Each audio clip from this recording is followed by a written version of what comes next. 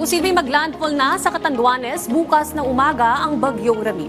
Base sa latest update ng Pag-asa, may taglay itong hangin umaabot sa 70 kilometers per hour at huling naitalayan sa line of 640 kilometers silangan ng Huban, Sorsogon. Tumatakbo ito ng mabilis sa 25 kilometers per hour pa west-northwest at ang kategory nito ay mahinang bagyo lamang o tropical depression. Sa ngayon, nagpapaulan na ang trough o yung buntot ng bagyo sa Metro Manila, Calabarzon, Isabela, Bulacan, magdidito rin sa Aurora at Oriental Mindoro, Occidental Mindoro, Marinduque, Romblon at malalabing bahagi ng Visayas. Sa patuloy magdadala ng kaulapan at mahinang pag-ulan ang hangin silangan o yung easterly winds sa nalalabing bahagi ng Luzon. Good weather naman tayo sa Mindanao pero posible pa rin ang isolated rain showers sa hapon.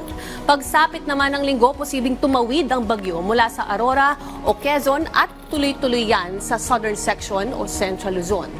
Sa ngayon, nakataas ang wind signal number 1 sa mga sumusunod na probinsya, kabilang dyan ang ilang bahagi ng Isabela, Quirino, Nueva Vizcaya, Aurora, Nueva Ecija, Bulacan, Polillo Island, Quezon at ang Camarines Provinces, Catanduanes, Albay, Burias Island, Sorsogon, Northern Samar, depression o lumubog na bahagi ng lupa. Karamihan nito ay natatagpuan sa mga lugar na walang kalsada o drainage. Stay safe at stay dry. Laging tandaan may tamang oras para sa bawat Pilipino. Panapanahon lang yan.